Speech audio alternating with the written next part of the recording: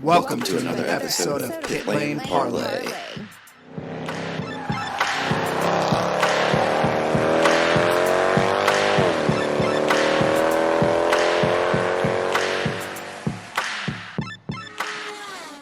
Welcome to another episode of Pit Lane Parlay. My name is Mike Jokum. Today I am joined by driver of the number 74 Hyundai Veloster for 47 Motorsports, AJ Muss. AJ, how are you and how's quarantine going for you so far? Yeah, I'm doing good. I mean, this is a bad time when it comes to racing, of course, because everything's getting canceled, everything's getting postponed. Like, no one has any idea when the races are coming back. I mean, we're on our schedule. We're hoping for Watkins Glen. For me, it's been okay. I've been training a ton, eating super strict because I can focus on the things I can control. And that's what I've been really focusing on, is the things that I can control and making myself better in any way I can. Awesome. So you have one of the cooler stories that I've come across in my couple of years we've been doing the podcast here. Your original athletic mark was an Olympic snowboarder. So before we talk about racing, I want to hear about snowboarding. I was reading before we got on the phone here about you were actually in a medically induced coma for 2 days at one point. So I want to hear about snowboarding and what was it like to be part of the Olympic team and all of that awesomeness and craziness. Yeah, so I'm still an active U.S. Olympic team member, and I'm still going for the training for the next Olympics in China. Coincidental. But yeah, I mean, I grew up snowboarding, and I grew up racing like karts when I was really young. My father was a motorsports guy, but my mom was into skiing, and I just kind of, I don't know. I'm a little different when it comes to like a lot of people, where like I set this goal to become an Olympian, right? And snowboarding just happened to be the avenue of which I was doing and which I was good at to make that Olympic goal. Like, I love snowboarding, I love what I do, but the Olympics was my goal and where I wanted to be and where I wanted to reach. I set these goals and I figure out a way to make it there. Right. And So you've been in one Olympics, correct? yeah, 2018 Pyeongchang. And looking back before that, you were in a medically induced coma for 2 days in 2014. I'm guessing a snowboarding accident of sorts. Yeah, so I had shoulder surgery. And after my shoulder surgery, they sent me home. And 2 days later, there was some it's called post-operative pulmonary edema. And my heart had burned a hole in it, or had a hole in it that they didn't know about, which caused my heart to start shunning. My lungs filled up with water, my lung popped, and I just started collapsing, and which ended up causing me to flatline, and they had to revive me because I was medically dead. And then they put me Wow. in the medical induced coma to keep me alive, because without that, I wouldn't be able to survive. I was on full respirators. I wasn't breathing for myself, and I couldn't do anything for myself. And that was a month a month and a half, 2 months before the season started, and I still came back to compete that season. Yeah, I learned a lot about probably how determined you are by the fact that 2 days later you woke up and you said to the nurses or the doctors, "I'm not getting wheeled out of here. I'm walking out of here." Oh, 100%. I walked out of there. I would not. I know it's like a law or something that you Right. have. No, no, you would have had to cuff me to that wheelchair. I came in on a gurney. And I was walking out on my 2 feet. Wow. That's I mean, props to that. I know it's pretty crazy to think. So snowboarding, you'll be in the Olympics next year. What's the rush of snowboarding versus the rush of being in a race car? Is there any difference? Is there similarities between the two you can take in terms of the competitiveness? Yeah, so I'm an adrenaline junkie, right? I could Just tell.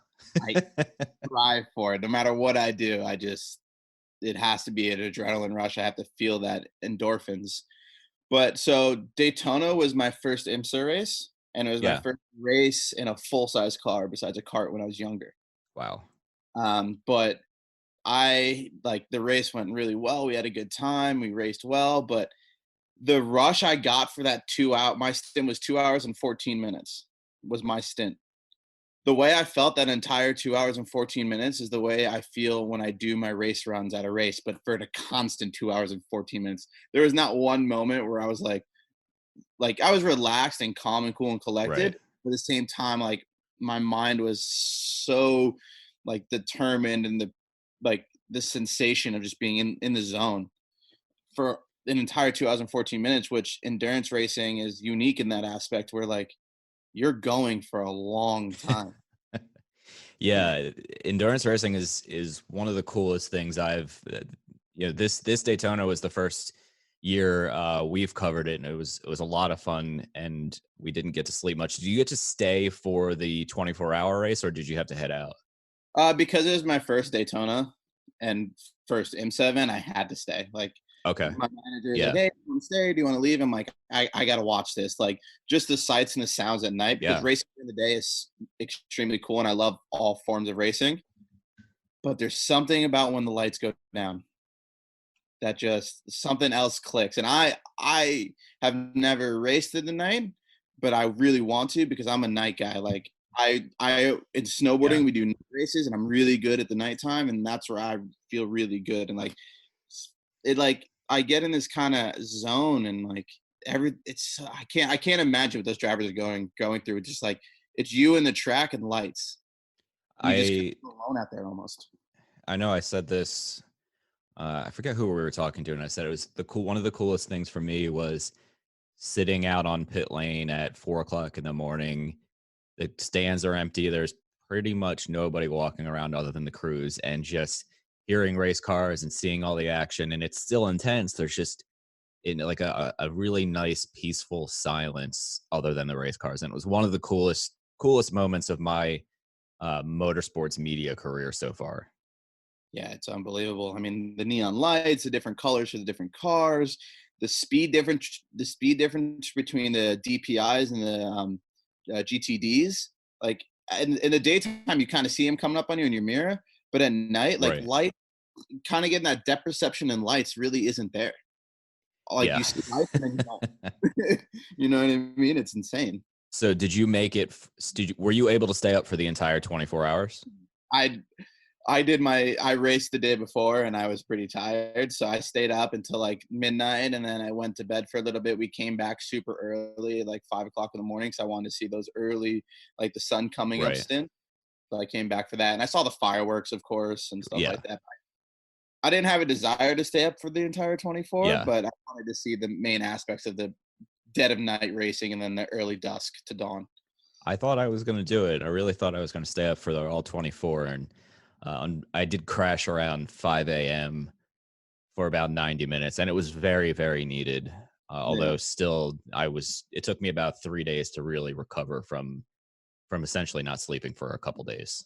Yeah, in my opinion, when it comes to the 24, the crews are the unsung heroes. They don't get Oh this. yeah. If they're sleeping in their pits, like with their head nodded off in a chair.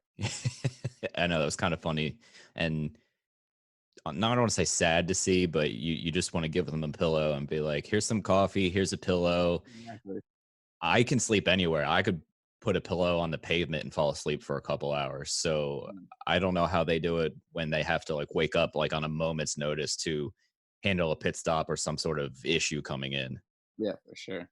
So before IMSA, you also competed in Formula Drift. I did 1 year in Formula D, yeah. What was that like? It was cool. It was a different style of motorsports. It's a judged event, right? So Right. it's kind of subjective, which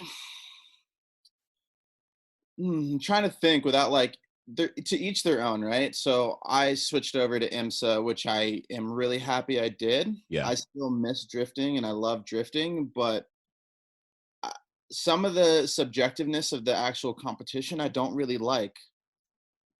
Like the judges, you'll have a meeting and the judges will say this is what we want, and then you feel like you're doing what they want, and then your spotter thinks you're doing what they want, but like they kind of change their mind during the event, and stuff like that. And there's subjectiveness between people they like and people they don't like. Like I didn't have a great relationship with one of the judges due to past history, and I Oh typically no. always was scored a little bit lower by him.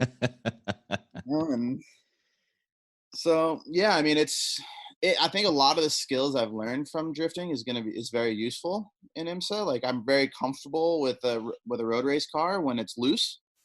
Right. I still have a ton to learn because I'm very Sure. into it all.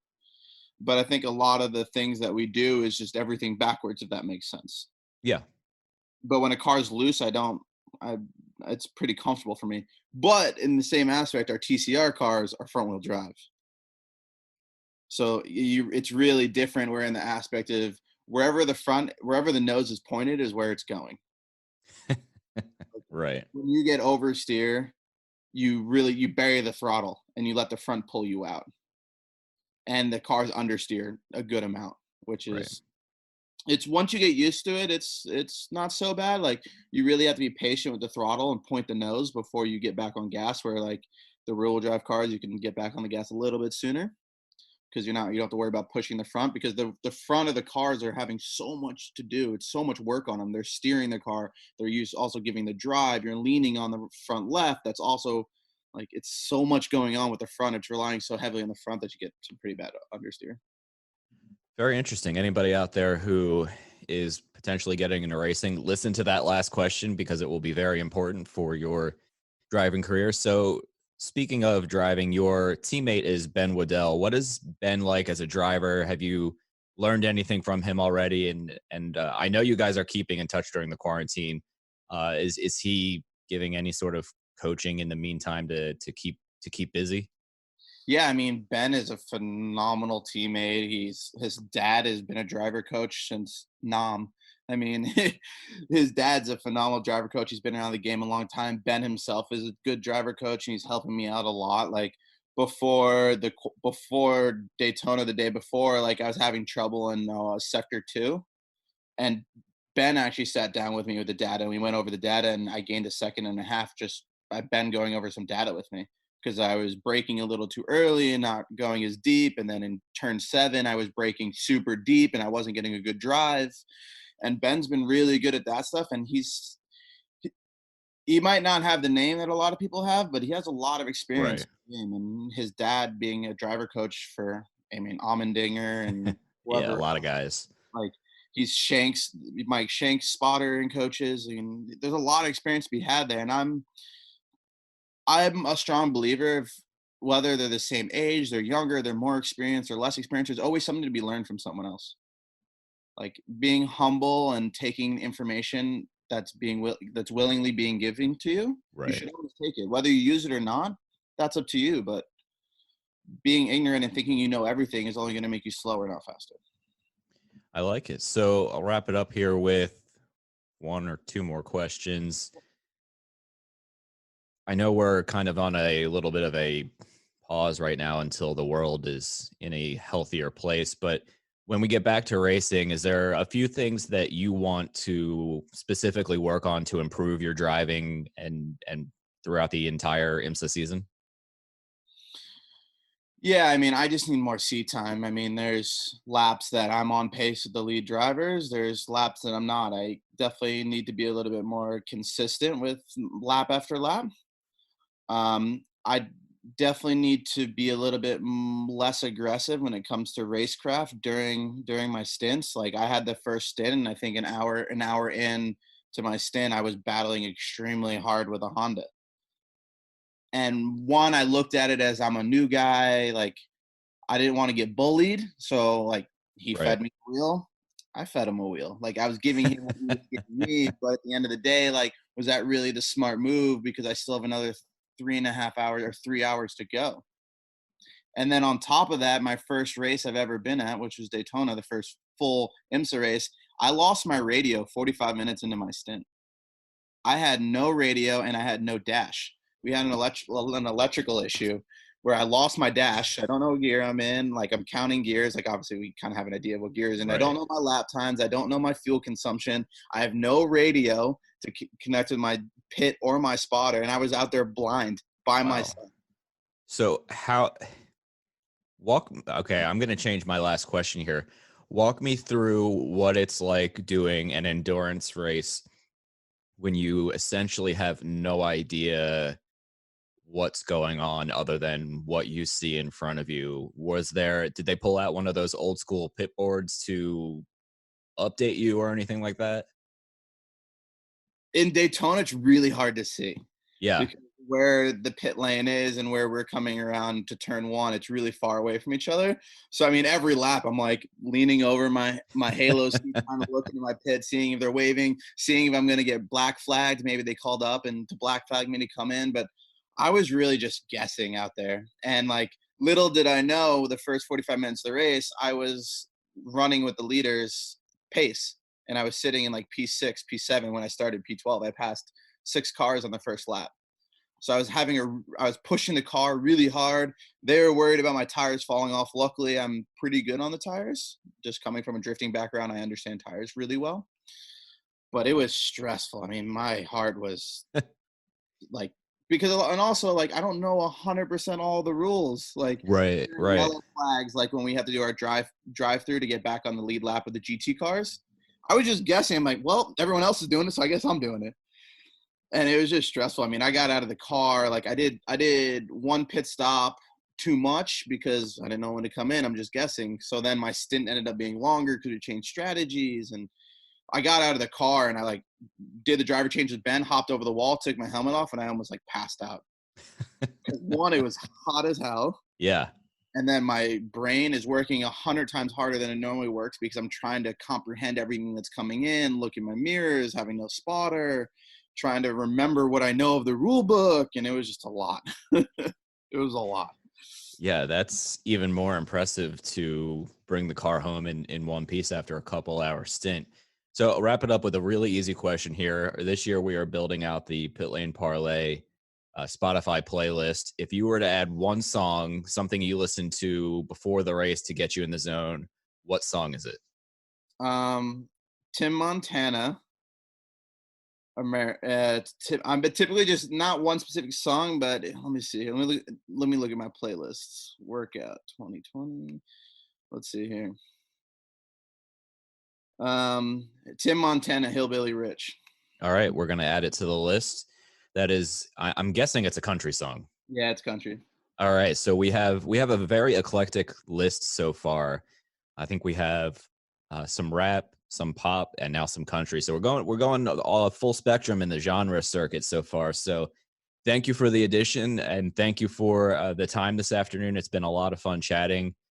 Best of luck this year with racing whenever we get underway, and best of luck in the Olympics, man. I'm definitely going to tune in and watch some snowboarding. I think for the first time in admittedly a long time, but I'm looking forward to it. Yeah, no, I appreciate it. Thanks for the time. No problem, man. Have a good one. You too.